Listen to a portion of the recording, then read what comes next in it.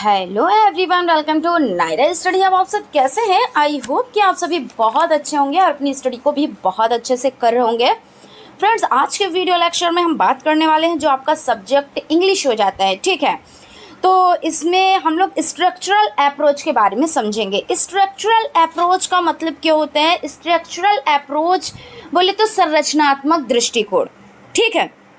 तो संरचनात्मक दृष्टिकोण के बारे में जानेंगे, यानी इसमें किस तरह से बच्चों को शिक्षा दी जाती है, किस तरह से क्या चीज़ मैनेज की जाती है, उन सभी चीज़ों के बारे में जानेंगे।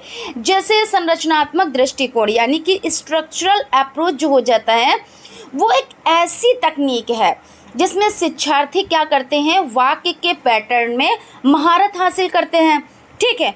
और संरचनाएं एक या दूसरी स्वीकृति शैली में शब्दों को बहुत ज़्यादा यानी विभिन्न व्यवस्थाएं हैं जिसमें विभिन्न तरीके से यानी बहुत से तरीके शामिल होते हैं और जिसमें खंड, वाक्यांश या शब्द का उपयोग किया जा सकता है, ठीक है ना। तो हम लोग क्या करेंगे, संरचनात्मक दृष्टिकोण को समझेंगे। तो फटाफट से आप लोग आ जाएं भाई, आप लोग अच्छे से इसको समझ लें और प्लस आप लोग नोट्स बनाते हुए चलें। नोट्स बहुत ही ज़रूरी आप लोगों के लिए हो जाते हैं, क्योंकि आप लोगों के लिए देखिए डीएलएड 4th सेमेस्टर के लिए तो इम्पॉर्टेंट है ही है, प्लस आप लोगों के जो आपका यूपी टेट हो जाता है, सी टेट हो जाता है और भी टीचिंग से रिलेटेड एग्ज़ाम हो जाते हैं, उसके लिए भी बहुत ज़्यादा इम्पॉर्टेंट है। तो इनको आप नोट्स ज़रूर बनाएं, जितने भी मेथड्स पढ़ाए हैं और जितना भी हम लोग कंटिन्यू करेंगे चीज़ों को, ठीक है।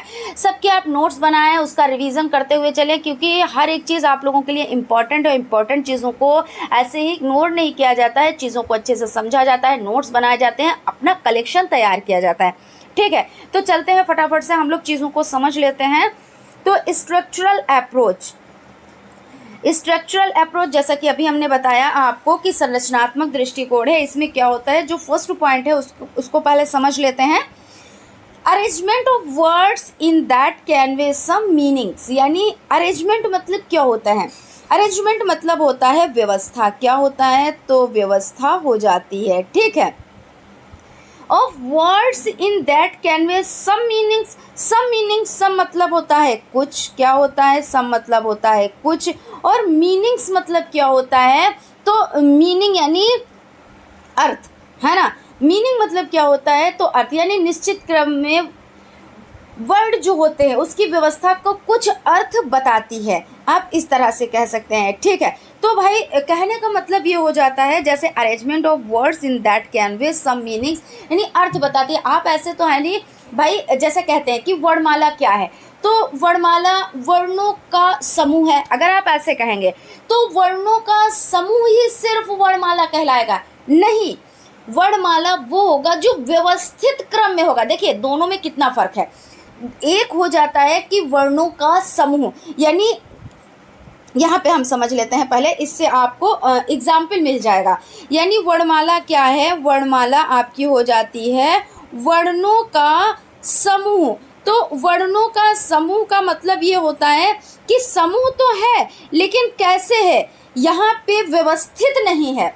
और अगर रियल में आप चीज़ों को समझें, रियल में इसकी परिभाषा दी जाए एक वर्ड में, तो वर्णमाला क्या है? तो वर्णों का व्यवस्थित समूह। क्या है?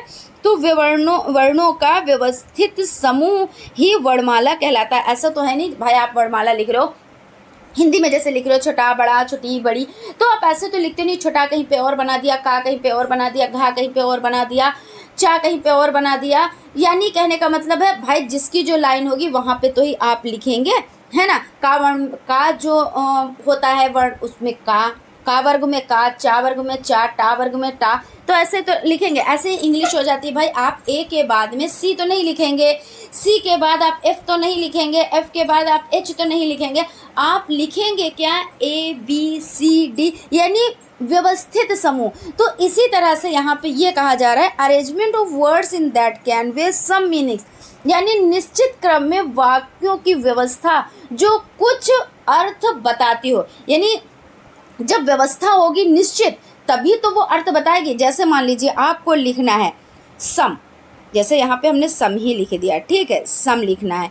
तो आप इसको जब ये व्यवस्थित है तभी तो आप इसको सम पढ़ेंगे, तभी तो इसका कुछ अर्थ निकल रहा है। अब ऐसे तो आप नहीं पढ़ेंगे, एस यहाँ पे बना दिया, ओ यहाँ पे बना दिया, एम यहाँ पे बना दिया, ई, तो क्या आप इसको पढ़ेंगे? ये व्यवस्थित नहीं है। जब ये व्यवस्थित किया गया तो यही आपका हो जाता है, ये संरचना होती है ना, स्ट्रक्चर, यानी किसी चीज़ का स्ट्रक्चर तैयार करना, तो स्ट्रक्चरल अप्रोच हो जाता है, ठीक है। तो भाई व्यवस्थित समूह तो बहुत ही ज़रूरी है, और जिसका कुछ अर्थ निकलता हो। बिना अर्थ के क्या होता है? चीज़ें बेकार होती हैं। बिना अर्थ के क्या है? उसमें कोई जब अर्थ ही नहीं निकल रहा है तो उसको हम समझेंगे कैसे? सेकेंड आपका हो जाता है different arrangement of words Kenway different meaning, यानी शब्दों की अलग अलग व्यवस्था अलग अलग अर्थ बताते हैं। यानी डिफरेंट का मतलब होता है अलग अलग, क्या होता है? अलग अलग, ठीक है, अलग अलग हो जाता है। और अरेंजमेंट का मतलब क्या होता है? अरेंजमेंट का मतलब होता है व्यवस्था, क्या होता है? तो व्यवस्था हो जाता है। अरेंजमेंट का मतलब क्या होता है? तो व्यवस्था हो जाता है। तो इसलिए कह रहे हैं different arrangement of words can be different meaning, यानी शब्दों की अलग अलग व्यवस्था क्या कर रहा है?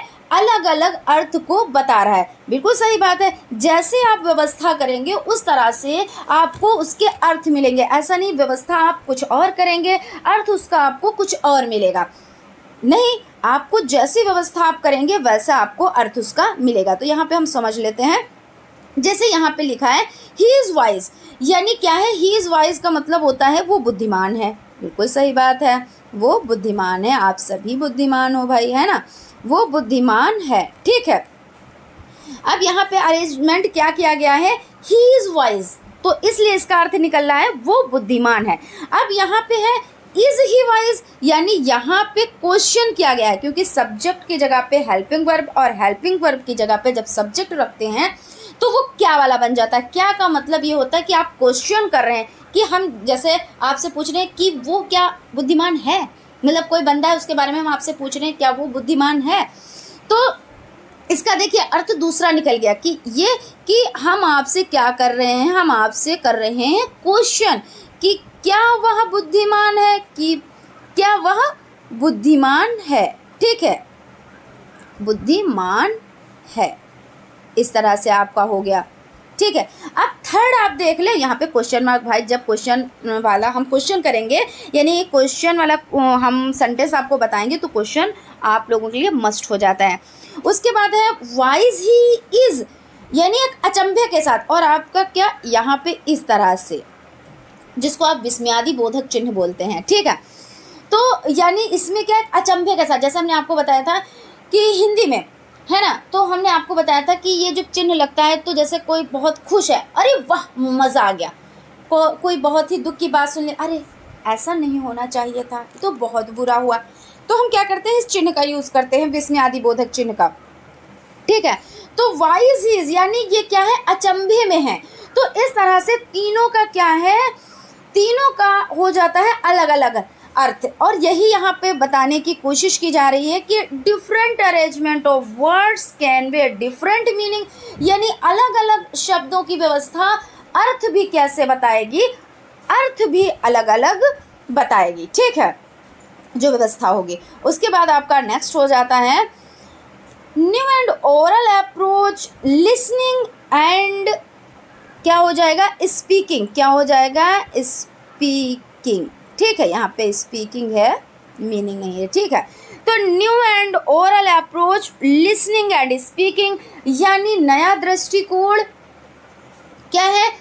यानी जो आपका ओरल है यानी मौखिक है, तो वो कैसा है? सुनना और बोलना है, ठीक है। यहाँ तक हो गया आपका। उसके बाद चलते हैं अगले पॉइंट की तरफ। पॉइंट आपका हो जाता है learning a foreign language mastery of structure is more important than the vocabulary, यानी फॉरेन भाषा सीखना क्या है? संरचना की निपुणता और शब्दावली से अधिक महत्वपूर्ण है। इम्पॉर्टेंट का मतलब क्या होता है? महत्वपूर्ण, क्या होता है? महत्व, यहाँ पे थोड़ा सा महत्व महत्वपूर्ण, ठीक है, महत्वपूर्ण हो जाता है। लैंग्वेज मतलब तो आपको पता ही है, लैंग्वेज मतलब क्या होती है, तो लैंग्वेज मतलब हो जाती है भाषा, ठीक है। और आपका क्या हो जाता है स्ट्रक्चर, स्ट्रक्चर मतलब क्या हो जाता है दृष्टिकोण, है ना। और आपका क्या हो जाता है यहाँ पे स्ट्रक्चर इज मोर, मोर मतलब क्या होता है अधिक, है ना। मोर मतलब क्या होता है अधिक हो जाता है, मोर मीन्स अधिक, आप लोग लिखते रहिए भाई, अधिक हो जाता है। तो इस तरह से आप कह सकते हैं फॉरेजन भाषा सीखना संरचना की निपुणता शब्दावली में अधिक महत्वपूर्ण है, यानी ज़्यादा ज़रूरी है, बहुत इम्पॉर्टेंट है। इस तरह से आप इसको समझें, ठीक है फ्रेंड्स। आप लोग लाइक सब्सक्राइब करते रहें। यहाँ पे आपका नेक्स्ट जो आपका पॉइंट हो जाता है, यानी यहाँ पे हेडिंग है मीनिंगफुल सिचुएशंस, मीनिंगफुल सिचुएशंस यानी सार्थक स्थिति इस दृष्टिकोण में। तो मीनिंगफुल जो आपका सिचुएशन है, in this approach the teacher is expected to create meaning situation that makes the teacher's work interesting and the students are able to learn the structure very well। यानी कहने का मतलब ये हो जाता है कि शिक्षक से अपेक्षा की जाती है, क्या किया जाता है, in this approach the teacher is expected, expected मतलब क्या होता है अपेक्षा करना होता है, क्या होता है, तो अपेक्षा करना होता है, ठीक है। Expected to create meaning situation, वो ऐसी अर्थपूर्ण मीनिंग यानी अर्थपूर्ण, है ना। सिचुएशन यानी कि हो जाती है स्थिति, क्या हो जाता है सिचुएशन, तो हो जाती है स्थिति, ठीक है। स्थिति का निर्माण करे जो शिक्षक के काम को दिलचस्प बनाए, यानी टीचर्स वर्क इंटरेस्टिंग, इंटरेस्टिंग यानी मतलब दिलचस्प, यानी हमारा क्या है यहाँ पे दिल लग रहा है, जैसे कहते नहीं बहुत ही अच्छी जगह है, इंटरेस्टिंग जगह है, दिलचस्प, या बहुत ही भाई इंटरेस्टिंग वे में पढ़ाया जा रहा है, बहुत ही अच्छा लग रहा है, इंटरेस्ट आ रहा है, चीज़ें हम सीख तो रहे हैं लेकिन इंटरेस्ट आ रहा है, तो इंटरेस्टिंग यानी कि दिलचस्प। And the student are able to learn the structure very well, यानी छात्र के काम को भी दिलचस्प बनाता है। कैसे भाई, जब कोई चीज़ होगी उसको अच्छी व्यवस्था में आप रखेंगे, व्यवस्थित करेंगे चीज़ों को, तभी तो चीज़ें समझ में आएंगी, तभी तो वो मीनिंगफुल होंगी, तभी तो उसका अर्थ निकलेगा, और जब अर्थ निकलेगा तभी तो आप चीज़ों को समझेंगे। ऐसा तो है नहीं, यहाँ पे जैसे ये पढ़ाना था meaningful situation in this approach the teacher is expected to create meaning situation that makes the teacher's, इतना आपको पढ़ना था। जैसे सपोज देन हम यहीं पे आपको एग्जाम्पल भी इसी से दिए दे रहे हैं। अब ये लिखा होता है यहाँ पे इस तरह से ना लिखा होता, लिखा होता अप्रोच, कहीं पे लिखा होता एक्सपेक्टेड, कहीं पे लिखा होता सिचुएशन, कहीं पे लिखा होता द, ऐसे इस तरह से एक क्रम में ना लिखकर इस तरह से गड़बड़ चीज़ें लिखी होती, तो क्या इसका अर्थ निकल रहा होता, नहीं निकल रहा होता। या हिंदी में ही आप ले लीजिए, इसको आपने नोट कर लिया होगा आई होप, तो मैं इसको इरेज कर रही हूँ, ठीक है। तो जैसे हिंदी में ले लीजिए, जैसे राम जाता है, तो इसका क्या है, इसका तो अर्थ निकल रहा है कि भाई राम जा रहा है, लेकिन हमने लिखा है यहाँ पे, फिर कहीं पे लिख दिया जाता, फिर कहीं पे लिख दिया राम, तो क्या मतलब इसका अर्थ निकल रहा है, नहीं निकल रहा है जाता राम, तो ये नहीं है, ये अर्थ नहीं निकला, ठीक है। तो इसका मतलब ये है जब हम उसकी एक व्यवस्थित मतलब चीज़ों को व्यवस्थित करेंगे तभी उसका अर्थ निकलेगा। ये बात तो सही है, आपको भी पता है, बिना व्यवस्थित चीज़ों को आप कैसे समझेंगे, कैसे पढ़ेंगे, है ना। उसके बाद आपका नेक्स्ट हो जाता है based on the principle of oral and student copy then by drill repetition substitution individual student acquire 275 basic structure after schooling and complete 3000 words in vocab। यानी कहने का मतलब ये हो जाता है कि मौखिक और छात्र के सिद्धांत पर आधारित उन्हें ड्रिल पुनरावृत्ति प्रतिस्थापन द्वारा कॉपी करें और प्रश्न उत्तर, ठीक है। और व्यक्तिगत छात्र क्या है, व्यक्तिगत छात्र स्कूली शिक्षा में 275 यानी 275 बुनियादी संरचनाएं प्राप्त करते हैं और शब्दावली 3000 वर्ड इन वैकअप, यानी जो शब्दावली है वो कितने वर्डों में कंप्लीट होती है, तो 3000 वर्ड हो जाते हैं, ठीक है। तो इस तरह से आपने इसको समझा। उसके बाद चलते हैं अगले क्वेश्चन की तरफ, यानी क्वेश्चन तो यहाँ पे नहीं है, यहाँ पे पॉइंट है। चलिए फ्रेंड्स, इसको भी हम लोग फटाफट से कंप्लीट कर लेते हैं। यहाँ पे आपका हो जाता है सिलेक्शन ऑफ स्ट्रक्चर, यानी संरचना का चयन। क्या यहाँ पे है, तो संरचना का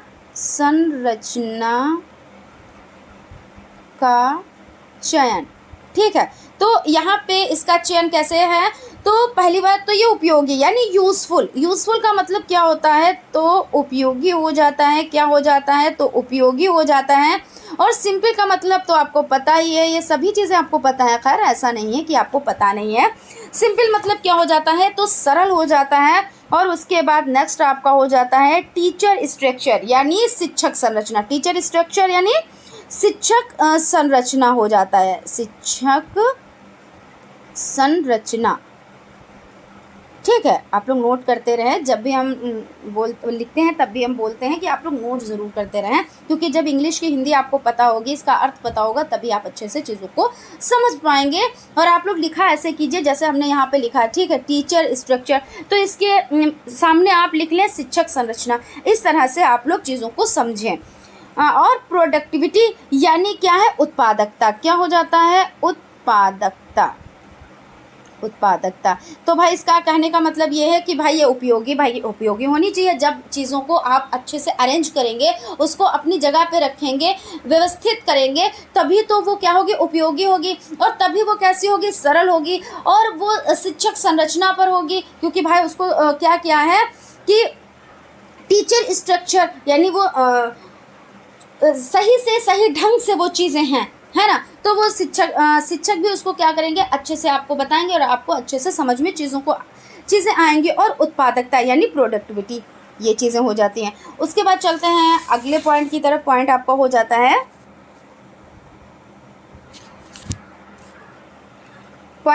जाता है, टीचिंग स्ट्रक्चर सिचुएशन, यानी सिचुएशन का मतलब क्या होता है, सिचुएशन का मतलब होता है स्थिति। क्या होता है, तो स्थिति हो जाती है। सिचुएशन मतलब स्थिति हो जाती है। तो टीचिंग स्ट्रक्चर सिचुएशन यानी शिक्षक संरचना की स्थिति।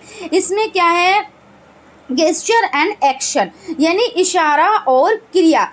इशारा और क्रिया क्या मतलब कि क्रिया करके आप बच्चों को पढ़ा रहे हैं, यानी एक्टिविटी करके आप, और इशारों में भी चीज़ों को बच्चों को आप बता रहे हो कि इस तरह से जैसे पढ़ाते हैं तो हाथों की उंगलियों से कुछ चीज़ें समझाई जाती हैं, एक्सप्रेशन से चीज़ें समझाई जाती हैं, है ना। तो इशारा और क्रिया हो जाता है। यहाँ पे हम लिख देते हैं इशारा और क्या है, और क्रिया है। एंड का मतलब तो आपको पता ही है, और है, ठीक है, यहाँ पे लिख भी देते हैं। चलिए, इशारा और क्रिया हो जाता है, ठीक है। उसके बाद है ब्लैक बोर्ड यूज़, यानी श्यामपट्ट का प्रयोग, है ना। श्यामपट्ट, ब्लैक बोर्ड मतलब क्या होता है, तो श्यामपट्ट, ये भी आपको पता है, ऐसा नहीं है, लिख देते हैं। लेकिन हम ब्लैक बोर्ड यूज़ यानी श्यामपट्ट का उपयोग। तो श्यामपट्ट का यूज़ आप क्यों करते हैं, यानी ब्लैक बोर्ड का आप यूज़ क्यों करते हैं, क्योंकि बच्चों को अच्छे से समझ में आए। जब भी आप कोई चीज़ पढ़ाते हैं तो उसको ब्लैक बोर्ड पे लिखते हैं। जब बोर्ड पे लिखते हैं तो बच्चे क्या करते हैं, अच्छे से उसको समझ लेते हैं। आप ऐसे ओरल में बोलते चले जाएं तो बच्चे ज़्यादा चीज़ों को नहीं समझ पाते हैं। लेकिन जब आप बोर्ड पे लिखते हैं, बोर्ड के माध्यम से चीज़ों को समझाते हैं, तो बच्चों को अच्छे से समझ में आ जाता है। उसके बाद है पिक्चर चार्ट मॉडल, यानी पिक्चर चार्ट यानी चित्र हो जाते हैं। पिक्चर मतलब क्या होता है, तो चित्र हो जाते हैं। क्या हो जाते हैं, तो चित्र हो जाते हैं। और चार्ट, तो जो चार्ट होते हैं, है ना, चार्ट हो जाता है। और आपको क्या हो जाता है, मॉडल हो जाता है। तो बच्चों को जब आप ये सभी चीज़ों से अवगत कराएंगे, यानी जैसे चित्र हैं तो चित्रों को दिखाकर आप बच्चों को समझाएंगे। चार्ट है, चार्ट आप चार्ट के माध्यम से चीज़ों को दिखाएंगे, मॉडल के माध्यम से चीज़ों को सिखाएंगे, तो बच्चा क्या करेगा, अच्छे से चीज़ों को समझेगा। यानी टीचिंग स्ट्रक्चर सिचुएशन यानी gesture and action, black board use, picture chart, model, ये सभी चीज़ें बहुत ज़्यादा लाभप्रद हैं, यानी बहुत ज़्यादा यूज़फुल, और आप ये कह सकते हैं कि बहुत ज़्यादा महत्वपूर्ण है ना, बहुत ज़्यादा महत्वपूर्ण हो जाती हैं। क्यों, क्योंकि बच्चों को इन सभी चीज़ों का यूज़ करके, यानी ये जितने भी TLM हैं, इन चीज़ों का यूज़ करके आप बच्चों को अच्छे से शिक्षा दे सकते हैं, नॉलेज दे सकते हैं, टीचिंग करा सकते हैं। यानी बच्चों को टीचिंग, लर्निंग सब, यानी शिक्षा भी दे सकते हैं, चीज़ों को सिखा भी सकते हैं। और जो भी चीज़ है, टीएलएम का मतलब क्या होता है, तो टीएलएम का मतलब क्या होता है, जितनी भी चीज़ें आप शिक्षा जब दे रहे हैं बच्चों को, जितनी भी चीज़ें आप यूज़ कर रहे हैं हेल्प के लिए, वो सभी चीज़ें क्या होंगी, वो टीएलएम के अंतर्गत आती हैं। ठीक है, तो यहाँ तक आपका हो गया। उसके बाद फ्रेंड्स चलते हैं हम लोग टाइप्स ऑफ स्ट्रक्चर देख लेते हैं। टाइप्स ऑफ स्ट्रक्चर का मतलब होता है, टाइप मतलब क्या होता है, तो प्रकार हो जाता है। टाइप मतलब क्या हो जाता है, तो प्रकार हो जाता है। और यहाँ पे स्ट्रक्चर मतलब क्या हो जाता है, तो संरचना हो जाता है। क्या हो जाता है, तो संरचना हो जाता है। यानी क्या है, तो संरचना के प्रकार। आप इसको लिखें टाइप ऑफ स्ट्रक्चर, तो अगर इसको आप व्यवस्थित समूह में लिखेंगे तो लिखेंगे संरचना के प्रकार, संरचना के प्रकार। ठीक है, इस तरह से आप इसको लिखेंगे। अब इसमें हम देख लेते हैं प्रकार कौन कौन से होते हैं। तो सबसे पहला आपका हो जाता है सेंटेंस स्ट्रक्चर। सेंटेंस स्ट्रक्चर यानी कि आपका हो जाता है वाक्य संरचना। सेंटेंस मतलब क्या होता है, तो सेंटेंस मतलब हो जाता है वाक्य। ठीक है, और स्ट्रक्चर तो आपको पता ही है संरचना, लेकिन फिर भी हम लिख देते हैं यहाँ पे, अभी लिखा भी था संरचना। ठीक है, तो इसमें क्या होता है, मीनू इज गोइंग, इसको आपने क्या क्या भाई, सेंटेंस आपने बनाया तो आपको पता है सब्जेक्ट लिखा जाता है, उसके बाद हेल्पिंग वर्ब लिखा जाता है, उसके वर्ब की फॉर्म लगाई जाती है। उसमें फॉर्म जैसे फर्स्ट फॉर्म में आईएनजी लगाया है, या जो जैसा भी आप सेंटेंस बना रहे हैं कि भाई प्रेजेंट इंडिफिनिट बना रहे हैं, प्रेजेंट कॉन्टिन्यूअस बना रहे हैं, प्रेजेंट परफेक्ट टेंस बना रहे हैं, प्रेजेंट परफेक्ट कॉन्टिन्यूअस टेंस बना रहे हैं, कौन सा टेंस बना रहे हैं, तो उसके अकॉर्डिंग आपको वर्क करना रहता है। लेकिन उसको क्या है, व्यवस्थित समूह में आपको रखना रहता है, क्योंकि अगर आप इसको व्यवस्थित समूह में नहीं रखेंगे तो क्या ये आपका अर्थ देगा, अर्थ नहीं देगा, है ना। जब आपने इसको लिखा है सब्जेक्ट यानी मीनू है, तो मीनू और हेल्पिंग वर्ब इज है, वर्ब की फर्स्ट फॉर्म वो है, और इसमें आपने आईएनजी लगा दिया, तब ये आपका मीनिंगफुल हो गया। तो यानी सेंटेंस स्ट्रक्चर यानी वाक्य संरचना ये हो जाता है। यानी Meenu is going to school, to school भी आपने इसको, जब वो भाई जा रही है, कहाँ जा रही है, तो स्कूल जा रही है, तो आपने इसको क्या किया, व्यवस्थित समूह में रख दिया। ठीक है, फिर उसके बाद है फॉर्मूला स्ट्रक्चर। तो फॉर्मूला में जैसे गुड मॉर्निंग ऐसे ही तो लिखा जाता है, गुड के बाद मॉर्निंग, गुड नाइट, ये फॉर्मूला हो जाता है। थैंक यू, लेकिन क्या है, थैंक के बाद यू लगाया जाता है, गुड के बाद मॉर्निंग लगाया जाता है। जब आप सुबह की नमस्ते, दोपहर की नमस्ते, रात की नमस्ते, सोने के भाई गुड नाइट यानी सोने, यानी सोने से पहले की जो नमस्ते है, जो सोने जा रहे हैं भाई, वो तो आप लोगों को पता ही है। तो यानी ये सभी चीज़ें क्या है, ये फॉर्मूला स्ट्रक्चर हो जाते हैं। तो आप इस तरह से इसको लिखेंगे। और फॉर्मूला का मतलब क्या होता है, तो सूत्र होता है। क्या होता है, सूत्र होता है। उसके बाद है प्रेस स्ट्रक्चर, यानी प्रेस स्ट्रक्चर एक, जैसे यहाँ पे इनटू अ वेल यानी एक कुएं में, या ऑन द रूफ यानी छत पर, तो इस तरह से ये प्रेस स्ट्रक्चर हो जाता है। उसके बाद आइडोमेटिक स्ट्रक्चर। आइडोमेटिक स्ट्रक्चर का मतलब होता है मुहावरे। क्या होता है, आइडोमेटिक मतलब होता है मुहावरे। ठीक है, मुहावरे, और यानी मुहावरेदार, आप ऐसे लिख सकते हो मुहावरेदार संरचना। क्या होता है, मुहावरेदार संरचना। तो आइडोमेटिक स्ट्रक्चर यानी बार्किंग डॉग्स यानी भौंकने वाले कुत्ते। तो यहाँ पे आपने क्या किया, मुहावरेदार संरचना का प्रयोग किया, आइडोमेटिक स्ट्रक्चर। तो आपको ये याद करना है कैसे, तो formula structure, phrases structure, idiomatic structure. तो इस तरह से आपको इसको देखना है। ठीक है, कहीं पे कोई डाउट, कोई कंफ्यूजन शायद नहीं रहा होगा। अगर रहा है, कोई क्वेरीज हैं, कुछ क्वेश्चन करना है, तो आप लोग कमेंट कर सकते हैं, क्वेश्चंस कर सकते हैं, हम उसका रिप्लाई आप लोगों को ज़रूर देंगे। उसके बाद आपका हो जाता है नेक्स्ट। चलते हैं, नेक्स्ट तो अब है ही नहीं यहाँ पे, चलिए यहाँ पे अब इतना ही है। यहाँ पे इसको ठीक है, यहाँ पे देखिए आपका हो गया। ठीक है, ये आपका कंप्लीट हो गया। तो हम लोगों ने क्या देखा, यहाँ पे देख लेते हैं क्या क्या चीज़ें पढ़ी।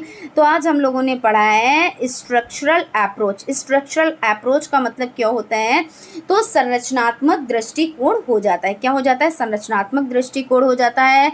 इसको किस तरह से क्या करना है, जैसे arrangement of words in that convey some meanings, यानी क्या है, निश्चित क्रम, जो निश्चित क्रम वाले होते हैं शब्द, उनको क्या करना होता है, निश्चित रखना होता है, यानी जो अर्थ बताते हों। जब अगर बिना अर्थ के यानी आप क्रम में नहीं रखेंगे तो वो अर्थ नहीं बताएंगे, और जब अर्थ नहीं बताएंगे तो आप चीज़ों को समझेंगे नहीं। यानी क्या है, निश्चित क्रम में रखना चीज़ों को, ठीक है। तो इसके बारे में हम लोगों ने जाना। उसके बाद आपका हो जाता है मीनिंगफुल सिचुएशंस, इसके बारे में जाना। उसके बाद सिलेक्शन ऑफ नेचर, यानी इनका नेचर कैसे है, क्या क्या चीज़ें हैं, तो इसमें useful, simple, teacher, structure, productivity, ये चीज़ों को जाना। फिर है आपका टीचिंग स्ट्रक्चर, सिचुएशन, यानी सिचुएशन मतलब स्थिति होती है, इसको जाना कि इसकी स्थिति क्या क्या होती है। उसके बाद है टाइप्स ऑफ स्ट्रक्चर, और इसमें टाइप ऑफ स्ट्रक्चर में जाना, यानी संरचना के प्रकारों में हम लोगों ने जाना कि इसमें ये प्रकार हो जाते हैं, यानी sentence structure, formula structure, phrase structure, idiomatic structure,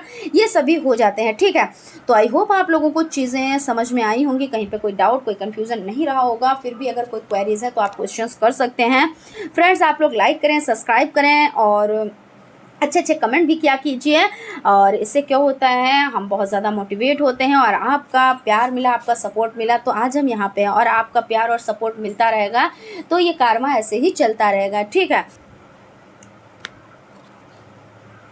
तो फ्रेंड्स, हम आप लोगों से एक चीज़ बताना चाहेंगे कि आप लोगों के जो ये मेथड्स हो जाते हैं ये हो चुके हैं कंप्लीट, ठीक है।